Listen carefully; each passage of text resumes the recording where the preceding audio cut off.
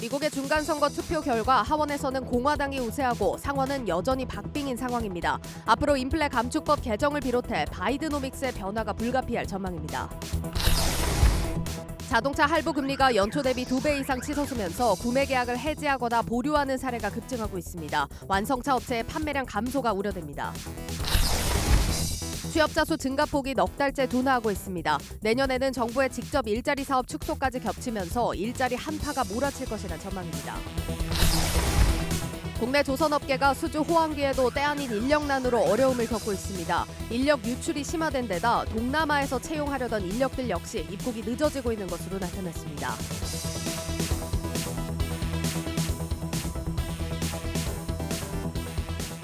여러분 안녕하십니까? 11월 9일 뉴스플러스 시작합니다. 세계 경제의 운명을 가를 미국의 중간선거 개표가 현재 진행되고 있습니다. 선거 결과에 따라 시장에 미칠 영향 자세히 진단해 봅니다.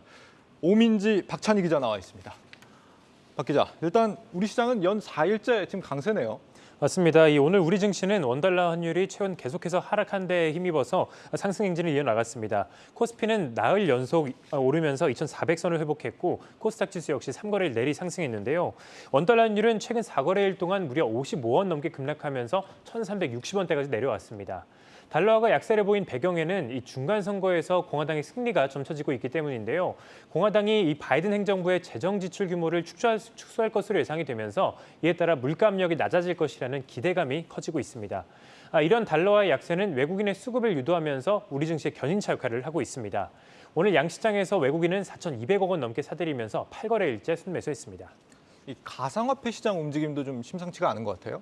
맞습니다. 이 원달러 환율이 20원 넘게 빠졌음에도 오늘 우리 증시 상승세는 조금 제한된 모습이었는데요. 그 배경에는 이 가상화폐 시장 급락이 있었습니다. 글로벌 가상화폐 거래소 FTX의 유동성 위기 사태에서 이 가상화폐 투자 심리가 위축됐기 때문입니다. 오후 3시 30분 기준으로 이 비트코인은 장중 7%, 이더리움은 11% 넘게 내렸고 FTX가 자체 발행하는 이 FTT 토큰 같은 경우에는 70% 넘게 급락하기도 했습니다.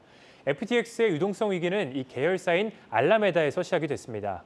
지난 2일 가상화폐 전문 매체인 코인데스크는 알라메다의 이 대차 제조표 대부분이 FTT 토큰으로 채워져 있다면서 FTX가 FTT 토큰을 발행하면 계열사인 알라메다가 매입하고 있는 것 같다 이렇게 보도를 했습니다. 시장에서는 이러한 구조가 FTX의 재정 부실로 이어질 수 있다라고 우려를 하면서 FTT 토큰을 투매했는데요. FTT 토큰 폭락이 이어지면서 머지않아서 이 가상화폐 전체 급락으로 번지게 됐습니다.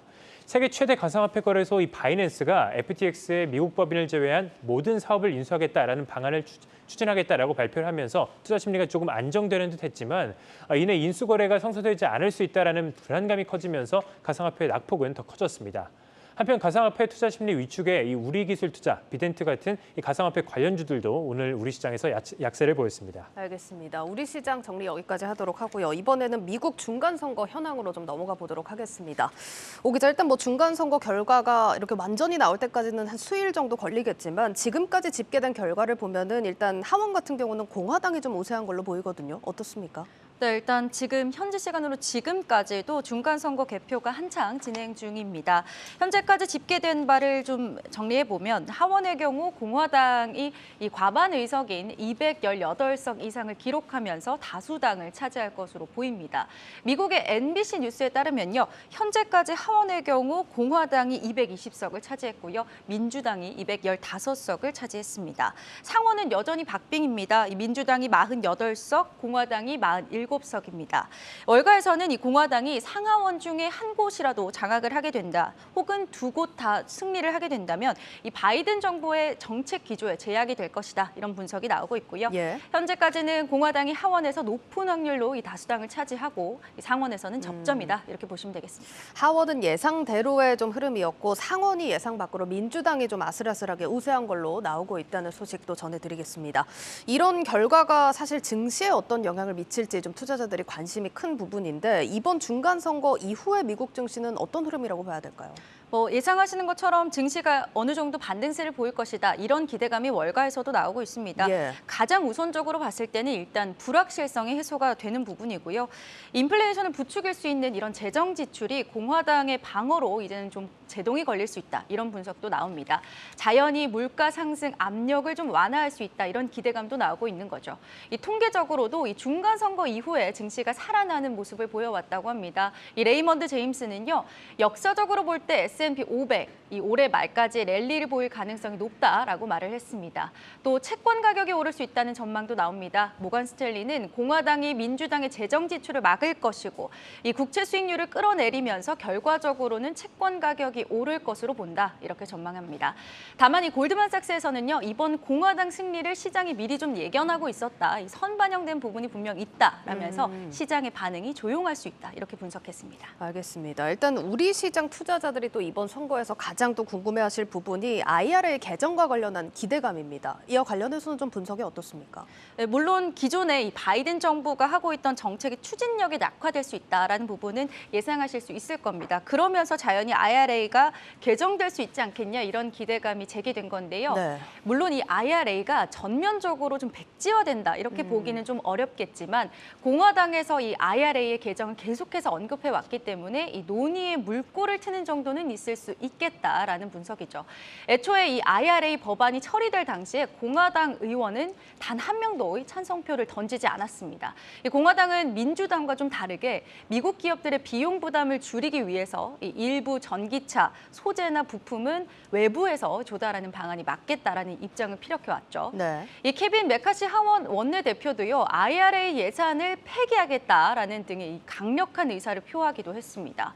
이 공화당 의원 다수는 현대자동차가 생산한 전기차가 보조금 지급 대상에서 제외된 것이 이 IRA의 대표적인 실책이다 이렇게까지 말을 했는데요. 우선은 이 IRA 시행을 3년 유예하는 개정안이 이 미국의 상하원 모두에 지금 발의가 된 만큼 IRA와 관련해서 시행에는 좀 제동이 걸릴 수 있다 이런 기대감이 커지고 있는 겁니다. 그러나 일각에서는 이 IRA의 폐지나 이 개정 가능성이 좀 낮다라는 목소리도 나오고 있습니다.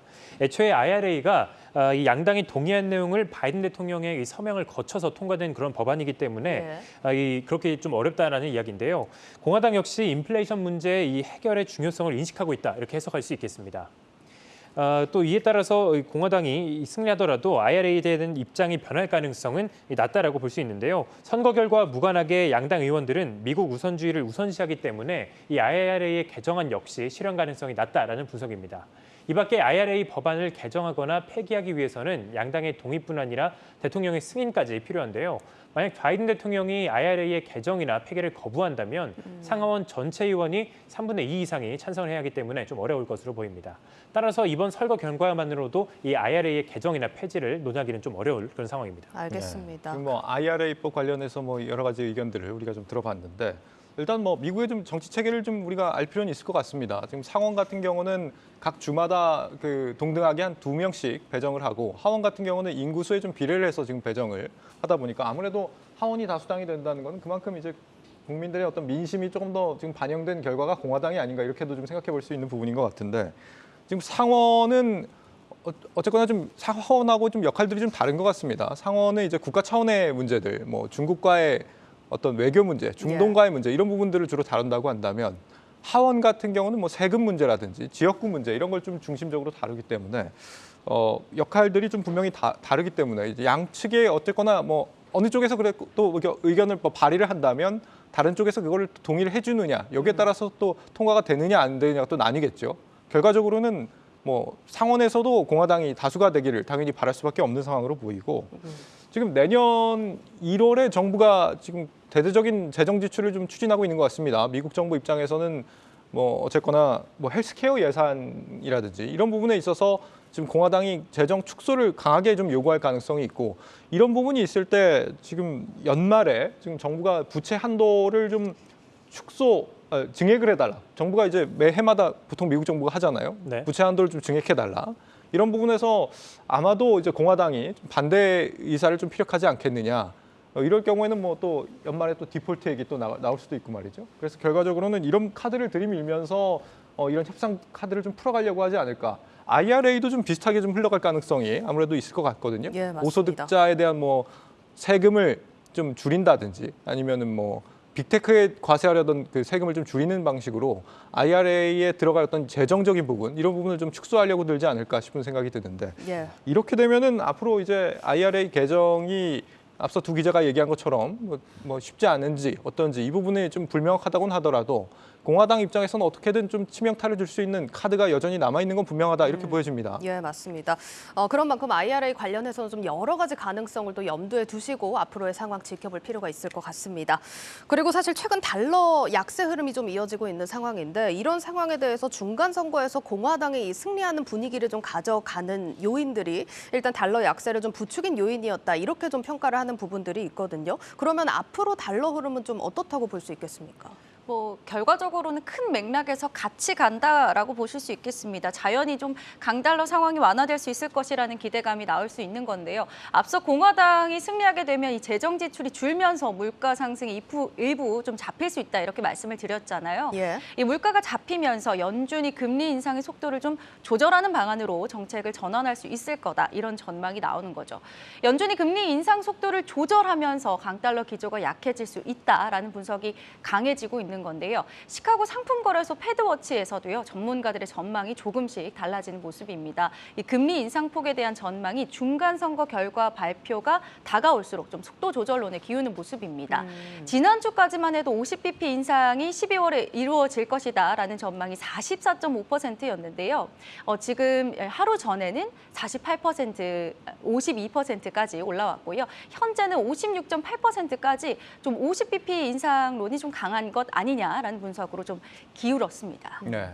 그렇다면 이런 결과가 우리 경제에 미칠 만한 영향이랄 게 있을까요? 결론부터 말씀드리자면 우리 경제에 미치는 영향은 크지 않을 것으로 보입니다. 우리 시장이 중간 선거에 가장 큰 이유 중 하나가 바로 계속 얘기해왔던 IRA의 개정 혹은 폐지 여부인데요. 앞서 이야기했던 것처럼 IRA의 개정이 사실상 좀 변경이 되는 게 가능성이 희박할 것으로 보이기 때문입니다.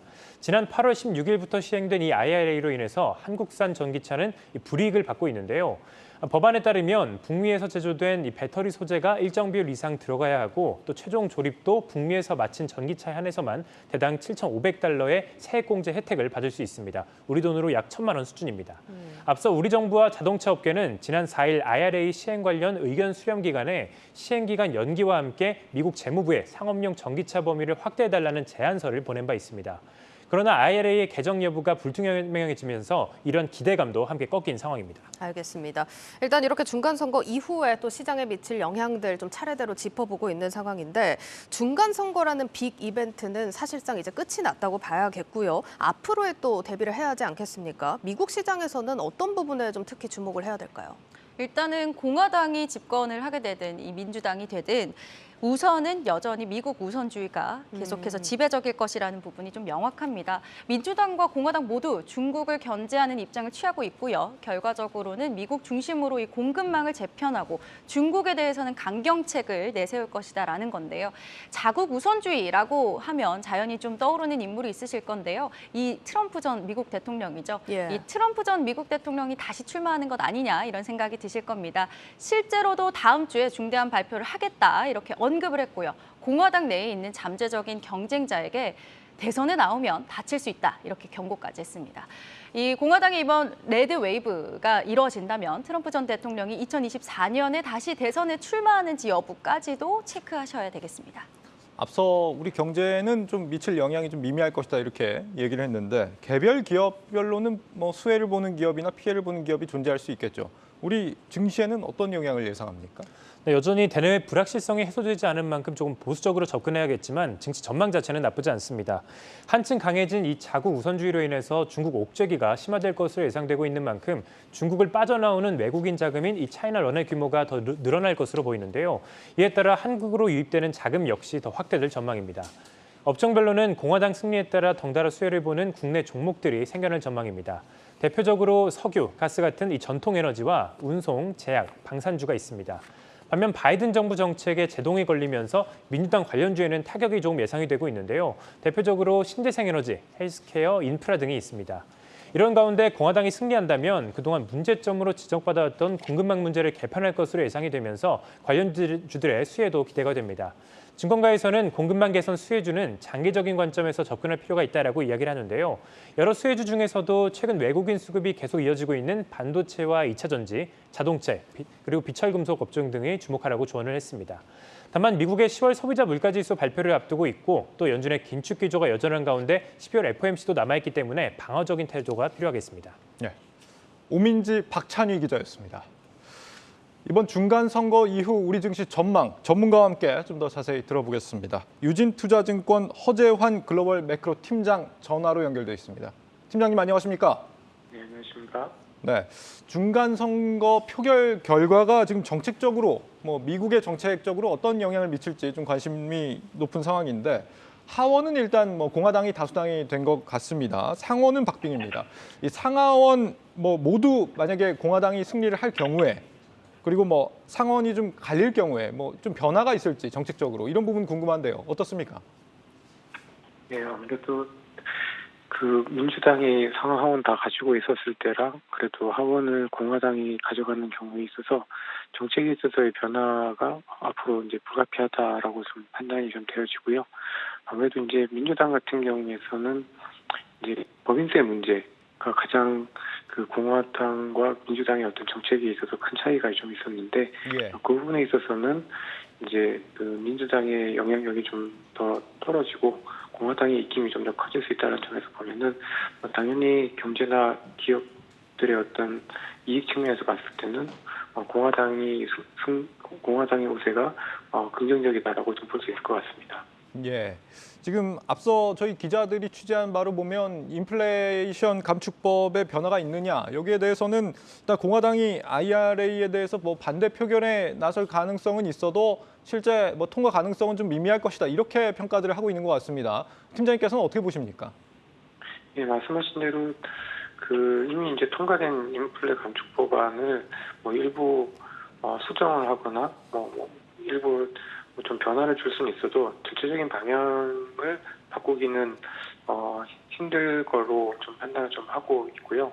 그리고 저희 한국 기업들한테 영향을 많이 미치는 여러 가지 이제 보조금 같은 경우에도 예. 이게 이제 주마다 상황들이 굉장히 좀 많이 다르기 때문에 이게 이번에 중간 선거가 끝났다고 해서 당장 어떤 큰 변화가 나타나기를 기대하기는 어렵다라고 보고 있습니다.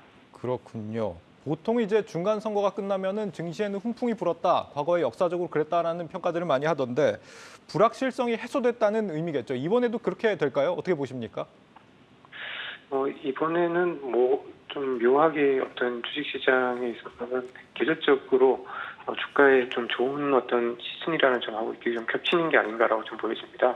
즉 특히 이제 지난 9월달 그리고 10월달까지 미국, 한국 할 것 없이 주가가 워낙 많이 빠졌기 때문에 사실 이제 중간 선거 결과와 관계없이 연말 연초에는 주식시장에 그래도 커다란 악재들은 그렇게 많지 않은 국면으로 좀 가고 있는 상황에서 이 중간 선거가 펼쳐지는 거기 때문에 중간 선거 결과 자체의 어떤 영향보다는 계절적으로 그리고 이미 주가가 많이 빠진 데 따른 어떤 그런 반대급부가 지금 나타나고 있는 걸로 보여집니다. 알겠습니다. 그렇다면 업종별로는 사실 국내 증시에 어떤 영향을 미칠 거라고 보시는지도 궁금합니다. 전반적으로 봤을 때는 이 어떤 중간 선거의 어떤 직접적인 영향은 그렇게 크진 않을 걸로 좀 판단이 좀 되어지고요. 반면에 이제 그래도 굳이 업종별로 따진다고 하면은 최근에 그 주식시장에서도 그 구경제 중심의 어떤 에너지나 어떤 그 산업재 중심의 어떤 산업들의 주가가 상대적으로 좀 좋았던 것들처럼 당연히 이제 그런 영향들이 좀 분명히 좀 반영이 되지 않을까라고 보고 있습니다. 알겠습니다. 이렇게 중간 선거는 곧 끝이 나겠지만 중간 선거 이후에도 사실 앞으로 시장의 불안 요인들은 많이 남아 있는 상황입니다. 예를 들어 통화 긴축 문제, 전쟁 이슈까지 있고 중국과의 관계도 또 생각을 해야 될 부분이고 말입니다. 투자 방향성, 그럼 투자자분들이 어떤 식으로 잡아가면 좋겠습니까? 네, 연말까지는 그래도 시장의 어떤 회복 가능성에 조금 더 무게를 두고 접근할 필요가 있다라고 판단을 좀 하고 있습니다. 여러 가지 긴축이라든가 중국에 대한 이슈들이 있긴 하지만 지금 긴축 이슈들이나 어떤 중국의 문제 역시 지금 당장 서두르기보다는 내년 이후에 뭔가 제도나 어떤 지도부가 새롭게 그 짜여진 다음에 본격적인 어떤 그 강대강이나 대치 상태로 갈 가능성이 높기 때문에 적어도 연말까지는 이러한 불확실성이 주식시장에 큰 악재로 작용할 가능성은 낮다고 판단을 좀 하고 있어서 연말 연초까지는 그래도 주식시장에 좀 그 긍정적인 영향을 좀 기대해 볼 수 있을 걸로 예상합니다. 네, 팀장님 여기까지 듣도록 하겠습니다. 오늘 말씀 감사합니다.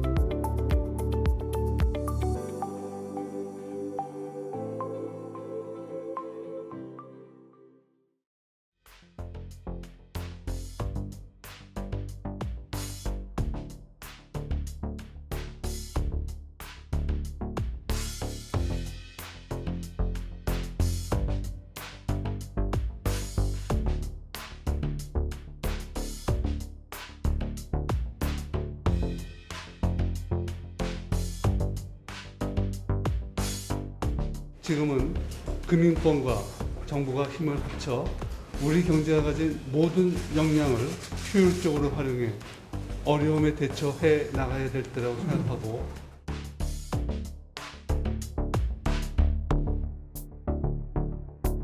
금융권에서 자금 시장에 대할 수 있는 좀 여유를 가질 수 있는 그런 여건을 조성해 주십사 하는 말씀을 다시 한번 말씀을 드리겠습니다.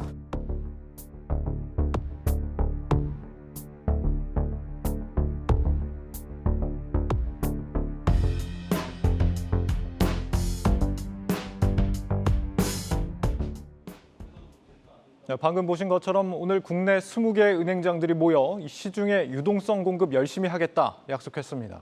당국이 이렇게 은행장들을 일제히 불러 모은 이유, 이 환율이 연일 하락하며 외환위기 우려가 다소 사그라드는 국면이지만 이번엔 신용 위기의 위험이 불거지고 있기 때문입니다. 실제 이 회사채 발행 어려워진 기업들, CP로 몰리면서 여기도 조달 비용 부담 만만치 않아지고 있습니다. CP 금리가 오늘 5.02%를 돌파했습니다. 13년 10개월 만에 최고 수준입니다. 이 단기물이 이렇다는 얘기고 이 3년물, 5년물은 SK 같은 초우량 기업도 5% 중후반은 줘야 합니다. 기업들은 대출로도 대거 몰리고 있습니다. 지난달 은행 기업 대출 13조 7천억 원 늘어 통계 집계 이래 증가폭 최대를 기록했습니다. 여기도 금리가 5% 가까이 되니까 역시 만만치가 않습니다. 회사채로 돈 구하기 어려워진 기업들이 CP나 대출로 몰리고 있다, 이런 의미입니다.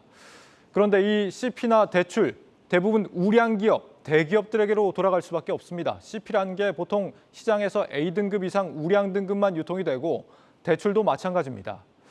실제 지난달 은행들이 늘린 기업 대출을 봤더니 거의 대부분 대기업 대출이었습니다. 은행들도 땅 파서 장사하는 게 아니기 때문에 부실 위험이 적은 우량 기업의 대출을 해주는 것, 어찌 보면 이 자연스러운 현상일 수도 있겠습니다. 비우량 기업들의 자금난 상황이 갈수록 심각해지고 있다는 걸 말해주는 것 같습니다. 가장 힘든 곳은 단연 이 담보로 맡길 실물 자산이 없는 소위 테크 기업들이겠죠. 이 과도한 이 낙관주의로 너무 많이 고용했다. 오늘 창사 이래 첫 수천 명 대량 해고에 착수한 마크 저커버그의 이 말은 우리 IT 스타트업들에도 고스란히 적용되고 있습니다. 업계의 과도한 개발자 모시기 경쟁도 원인이지만 지금 우리 IT 업계에는 엄청난 구조조정의 소용돌이가 몰아치고 있는 걸로 보입니다. 그리고 어쩌면 이런 현상은 앞으로 우리 앞에 불어닥칠 더 큰 충격의 전조인지도 모르겠습니다. 위기는 이미 우리 바로 앞까지 와 있다. 앵커 브리핑이었습니다.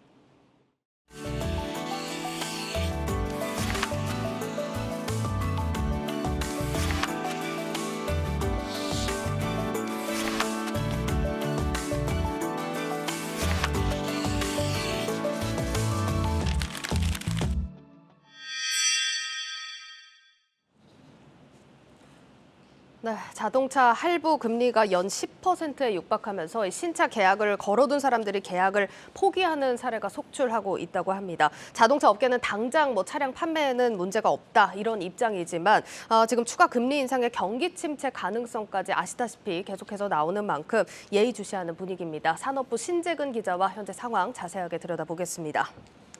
신 기자, 이게 신 기자가 직접 이 서울 자동차 대리점을 좀 돌아봤다고 하는데 현재 상황이 좀 어떻습니까? 네, 제가 직접 이 서울 시내에 있는 현대차와 기아의 대리점 20곳을 방문해서 이 영업사원들의 얘기를 들어봤습니다. 네. 그랬더니 이 중 15개 대리점에서 이 차량 계약을 해약하는 건수가 최근 들어서 급증하고 있다고 분위기를 전했습니다. 특히 한 대리점은 계약자의 30%가 계약을 취소했다고 밝혔는데요. 대다수 구매자들이 보통 차를 구매할 때 이 할부를 이용하는데 최근 금리 인상이 가속화하면서 카드사와 캐피탈사의 할부 금리도 덩달아 뛰면서 부담이 커졌습니다. 상대적으로 구매력이 좋은 사람들이 구입하는 이 고가의 수입차는 아직까지는 계약 취소가 좀 덜한 상황이라고 하거든요. 예. 하지만 카드 캐피탈사의 자금 사정 악화로 할부 대출이 거부되는 곳도 있다고 합니다. 그러니까 문제는 앞으로 금리가 더 올라갈 게 확실하기 때문에 이런 현상도 더 가속화되지 않을까 하는 걱정이 좀 드는데 이게 할부 금리가 지금까지는 얼마나 오른 겁니까? 네, 쉬운 이해를 위해서 제가 그래프를 하나 보면서 설명을 해드리겠습니다. 네. 네, 현대차와 기아의 공식 할부 금융사인 이 현대캐피탈의 할부 금리 추세입니다. 올 초에는 이제 2.7%였는데요. 예. 근데 지난달 4.1%로 뛰더니 이번 달에는 무려 6.1%까지 올랐습니다. 거의 2배 가까이 오른 거네요. 그렇습니다. 한국은행의 금리 인상 기조에 더해서 최근 이 카드사와 캐피탈사의 자금 사정이 나빠지면서 예. 이 할부 금리가 크게 오른 겁니다.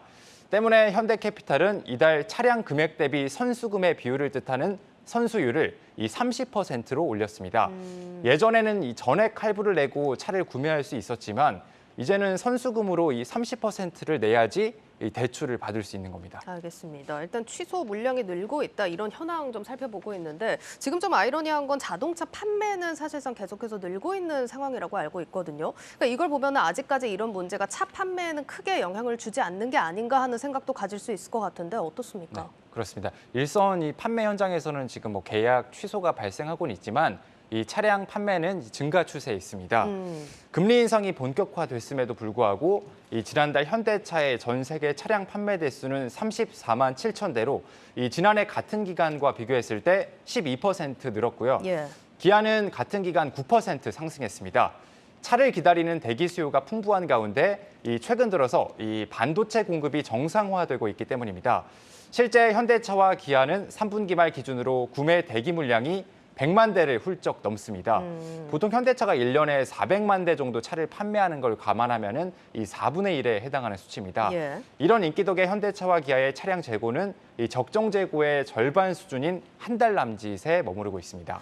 예, 뭐 판매 상황은 이렇긴 한데 사실 자동차 수요 측면에서 보자면 이게 뭐 미국을 중심으로 사실 자동차 수요 부문에서는 계속해서 좀 심리가 감소하고 있는 걸로 좀 나타나고 있습니다. 게다가 여기다가 금리까지 좀 계속해서 오른다고 한다면 앞으로 좀 소비자들이 지갑을 닫을 가능성이 더 커지지 않겠냐 하는 우려도 해볼 수 있을 것 같거든요. 네, 그렇습니다. 일단 그래도 결론부터 말씀드리면은 이 증권가나 자동차 업계는 이 당장의 차량 판매 감소로는 이어지지 않을 것으로 보고 있습니다. 이 차량용 반도체 공급이 정상화되면서 앞으로 차량 생산이 늘어나게 되고 또 출고도 활발해질 것이란 이유에서입니다. 또 차를 구매하면 현재 출고까지 이 최소 6개월에서 많게는 2년 이상을 기다려야 하는 만큼 막상 구매자들이 쉽게 계약을 포기할 가능성은 크지 않다는 시각입니다. 물론 최근 들어서 경기 침체 우려로 자동차 수요가 감소하는 부분은 이 눈여겨볼 부분입니다. 실제 지난해 10월 이후 미국 시장의 자동차 판매 대수는 매달 120만 대 수준에서 정체되고 있고요. 현대차는 지난 3분기 실적 컨퍼런스 콜에서 미국과 유럽 시장 수요가 3% 정도 줄었다고 밝혔습니다. 알겠습니다. 그리고 또 일단 이런 상황에서 가장 또 심도 있게 다뤄볼 만한 이슈가 또 IRA 관련한 이슈입니다. 앞서서 저희가 또 심도 있게 다뤄보긴 했지만 사실 현대차 그룹 입장에서는 이렇게 할부 금리뿐만 아니라 이렇게 미국 인플레이션 감축법이죠. IRA도 지금 굉장히 예의주시해야 하는 상황입니다. 그러니까 IRA 관련해서 좀 어떤 분석이나 전망들이 나오고 있는지 다시 한번 또 전해주시죠. 네, 앞서서 여러 차례 많이 말씀해 주셨지만 예. 저도 한 번 더 설명해 드리겠습니다. 예. 이 국내 완성차 업계는 일단 야당인 공화당이 이 미국 상하원 다수당이 되면은 이 IRA를 개정할 것이란 기대감을 갖고 있습니다. 네. 일각에서는 뭐 IRA 3년 유예 가능성도 거론을 하고 있지만 사실 미국 정부가 실제로 유예를 할지는 이 미지수입니다. 이 법안을 둘러싼 이해관계자들이 워낙 많아서 괜히 법안을 손댔다가는 정치적인 후폭풍에 휩싸일 수도 있기 때문입니다. 또 공화당이 다수당을 차지하더라도 이미 제정된 법안을 개정하거나 이 폐기하기 위해서는 이 양원의 동의와 대통령의 승인이 필요하다는 점에서 실현될 가능성 매우 낮다는 분석입니다. 이 현재로선 그렇기 때문에 중간 선거 이후 IRA를 두고 이 미국에서 전개될 양상을 좀 더 지켜볼 필요가 있겠습니다. 네, 잘 들었습니다. 산업부 신재근 기자였습니다.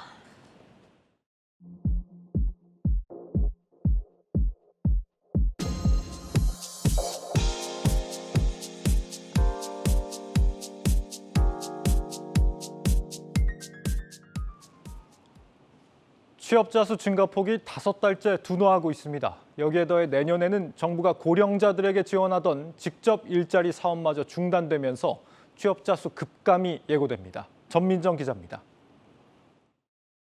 고용 한파가 온다. 한국개발연구원 등 국내 주요 기관들의 내년 고용 시장에 대한 전망입니다. 올해는 경기 둔화에도 직접 일자리와 비대면 경제 수요가 고용 시장을 떠받치면서 취업자 증가세가 20개월째 이어지는 고용 있는 침체가 나타났습니다. 하지만 내년엔 고령화로 인한 생산 인구 감소에 경기 불확실성까지 더해져 취업자 수 증가폭은 올해의 10분의 1 수준까지 뚝 떨어질 수 있다는 경고입니다. 최근 흐름을 보면 이미 고용 둔화 양상은 뚜렷해지고 고용의 질도 떨어지고 있습니다. 10월엔 지난해 11월 이후 취업자가 가장 적게 늘었고 증가폭도 5달째 줄며 하반기 들어 고용시장은 눈에 띄게 위축되는 모양새입니다. 또 신규 취업자 3명 중 2명은 60세 이상 고령층이었고 주당 근로시간이 36시간 미만인 근로자는 역대 최대 규모였습니다. 재정 투입형 단기 고령화 취업이 고용 증가를 주도한 셈입니다. 고용이 보통 경기보다 6개월 정도 후행하는 만큼 수출 증가세가 꺾이고 고물가, 고금리, 고환율의 경기 둔화 압력이 커지는 내년엔 고용 없는 침체가 본격화될 가능성이 흘러나옵니다. 경기라든지 수출이라든지 이런 지표들이 좀 좋지 않으니까 근데 제조업이 많이 꺼지지는 않고 있기 때문에 이제 후행성 때문이라고 생각을 하고 있고요. 외부 요인들이 불확실한 요인들이 많고 지금 뭐 물가도 높고 금리도 인상되고 있고 무역 의존도가 높으니까 해외 요인도 봐야 되고 하기 때문에 믿었던 고용마저 휘청일 조짐을 보이자 정부도 대응에 나섰습니다. 내년 직접 일자리 사업 축소가 고용 지표에 악영향을 미칠 것이란 전망에 기획재정부는 공공형 노인 일자리 예산을 늘리는 방안을 검토하기로 했고 고용노동부는 청년, 여성, 고령자 등 잠재 인력의 노동 공급을 확대하기 위해 대상별 일자리 특화 정책을 담은 고용정책 5개년 기본계획을 연내에 내놓겠다는 계획입니다. 한국경제TV 전민정입니다. 국내 조선업계가 일손이 부족해서 수주에 차질을 빚게 생겼습니다. 과거 유출됐던 인력들의 빈자리가 채워지지 않고 있는 데다 최근 들어올 예정이던 베트남 기술자들은 입국이 불투명한 상황에 놓였습니다. 그 사이 선박 수주 1위 자리마저 중국에 내주면서 말 그대로 비상입니다. 송민아 기자입니다. 지난달 우리나라의 선박 수주량은 143만 CGT로 한 달 만에 다시 중국에 선두 자리를 내줬습니다. 조선 1위 탈환을 야심차게 내걸었지만 올해도 중국에 밀릴 것이라는 전망이 나옵니다. 중국의 저가 수주 공세도 이유지만 국내 조선사들의 인력난이 무엇보다 가장 큰 걸림돌입니다. 한 조선사 관계자는 일할 사람이 없어서 수주도 가려서 하는 분위기라고 토로했습니다. 선박 가격을 뜻하는 선가지수가 최고 수준으로 이른바 슈퍼사이클의 정점이지만 무턱대고 수주할 수 없는 상황인 겁니다. 지난 2014년 20만 3천여 명이었던 조선업 종사자 수는 올해 상반기 기준 절반 넘게 줄어든 것으로 파악됐습니다. 정부가 나서 부족한 인력을 외국인들로 채우겠다고 했지만 천여 명의 베트남 인력 입국도 불투명해지며 조선업계는 말 그대로 비상 상황입니다. 당연히 인력이 모자란 건 눈에 불 보듯이 지금 뻔한 상황이긴 하니까 시간이 좀 걸릴 것 같습니다. 지금 인원을 늘린다고 해서 단기간에 왕창 늘릴 수 있는 것도 한계가 있기 때문에. 국내 조선 빅3가 고부가 가치선을 중심으로 올해 수주 목표를 초과 달성하고 있지만 당장 내년부터 조선 업황이 꺾일 것이라는 전망이 나옵니다. 수출입은행은 내년 세계 신조선 발주량이 급감하면서 국내 조선업계의 수주량도 올해보다 40% 이상 줄어들 것으로 예상했습니다. 한국경제TV 송민아입니다. 금융위원회가 라임 사태 책임을 물어 손태승 우리금융지주 회장의 중징계인 문책 경고를 결정했습니다. 손 회장의 연임에 제동이 걸리는 것은 물론 그룹 전체에도 후폭풍이 예상됩니다. 박승환 기자입니다. 금융위원회는 제20차 정례회의를 열고 라임 사태의 책임을 물어 손태승 우리금융지주 회장에게 문책 경고를 최종 의결했습니다. 지난해 4월 금융감독원 제재심의위원회가 내린 문책 경고 결정을 원안 그대로 통과시킨 겁니다. 손 회장 측이 징계 수위를 낮추기 위해 힘쓴 것으로 알려졌지만 받아들여지지 않은 모습입니다. 라임 사태는 2019년 7월 라임 자산운용이 수익률 관리 의혹에 휩싸이면서 펀드 내 주가가 폭락, 환매 중단이 벌어진 사건으로 피해액만 1조 6천억 원에 달합니다. 금융당국은 우리은행이 불안전 판매를 했다고 판단했고 당시 우리은행장이었던 손 회장에게도 책임이 있다고 봤습니다. 우리금융은 당혹스러운 분위기입니다. 다만 확정된 사항은 없다며 관련 내용을 검토해 대응하겠다고 말을 아꼈습니다. 금융사 임원에 대한 제재 수위는 주의에서 해임 권고까지 총 5단계로 나뉘는데 문책 경고부터는 중징계에 해당합니다. 이럴 경우 최소 3년간 금융사 취업을 할 수 없어 내년 3월 말 임기 종료 후 연임을 노리던 손 회장의 계획에 차질이 예상됩니다. 우리금융그룹 역시 이번 결정으로 후임 회장은 물론 임원 인사 전반에 불확실성이 커졌습니다.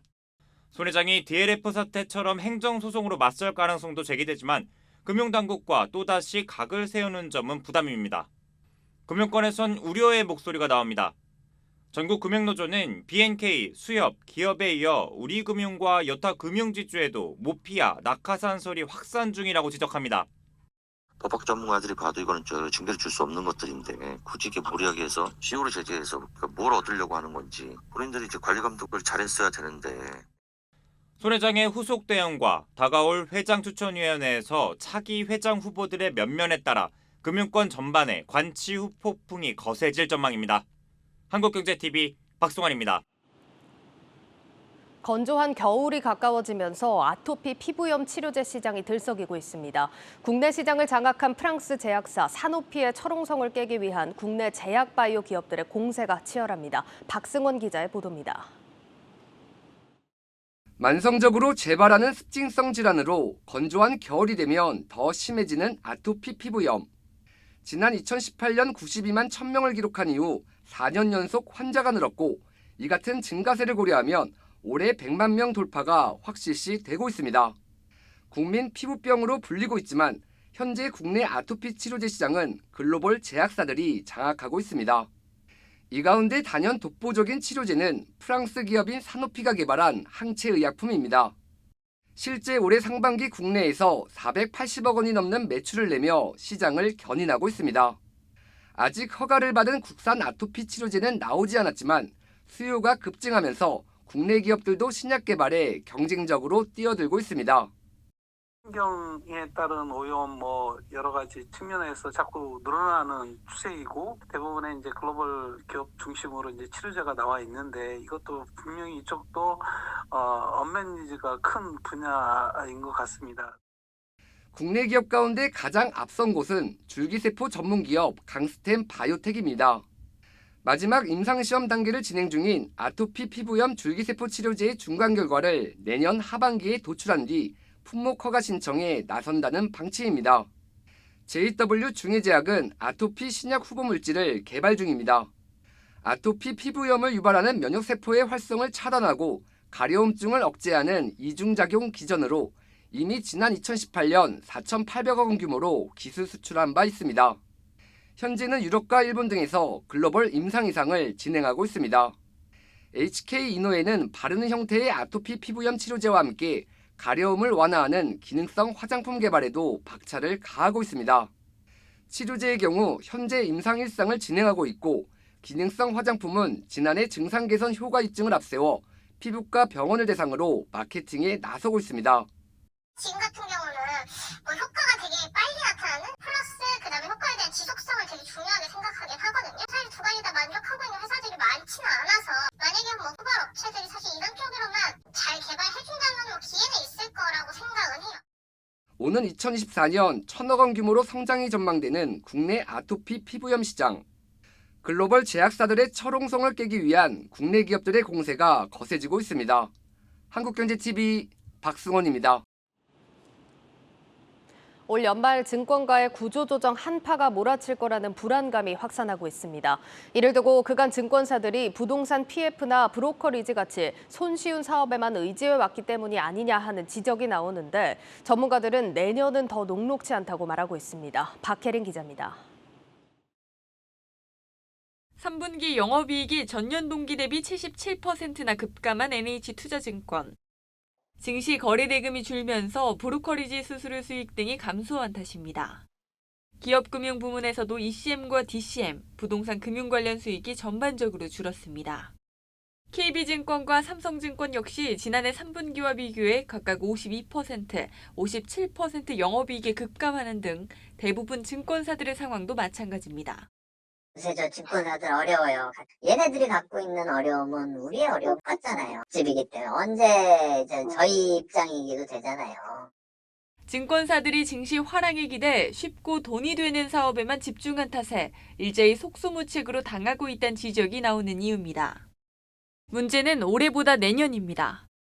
오늘 SK증권은 NH투자증권에 대해 내년 실적 악화가 불가피하다며 투자 의견을 중립, 목표 주가를 30%가량 하향 조정했습니다.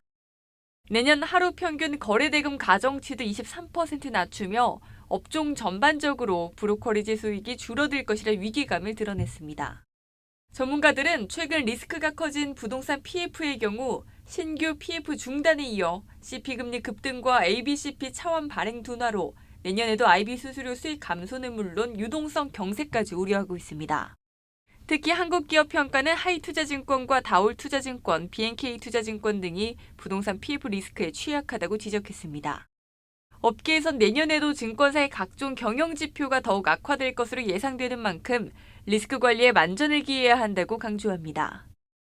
여러 가지 비즈니스 섹터별로 그렇게 좋아 보이는 데가 없기 때문에 리스크 익스포저에 대해서 좀 전반적으로 점검할 필요가 있고요. 여러 가지 장기 자금 조달 수단을 조금 최대한 지금 확보를 해서 내년 정도에는 특별한 유동성 위기가 일어나지 않도록 관리하는 게 일정의 리스크 관리 측면에서는 제일 중요할 것 같습니다.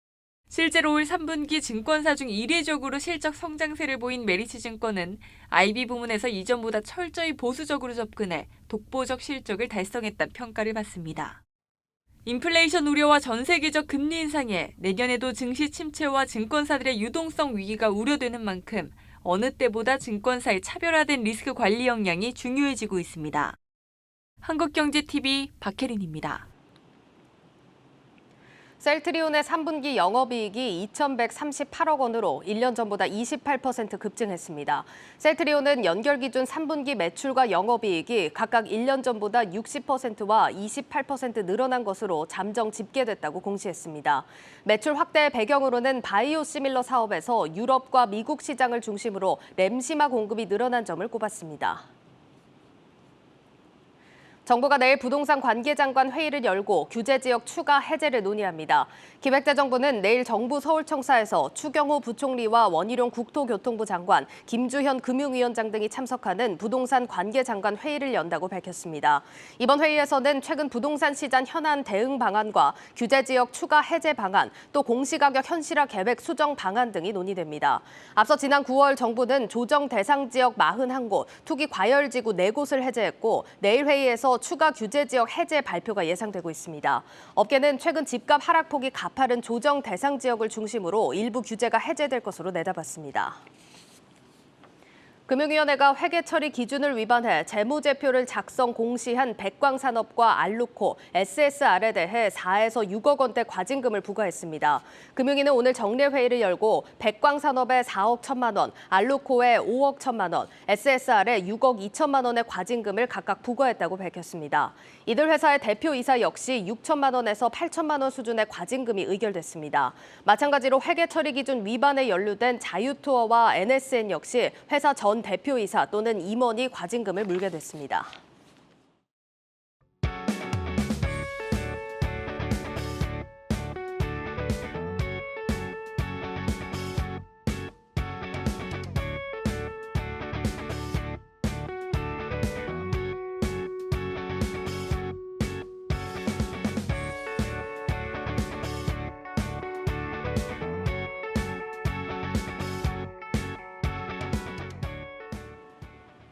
내일자 한국경제신문 미리 살펴봅니다. 첫 번째 기사입니다.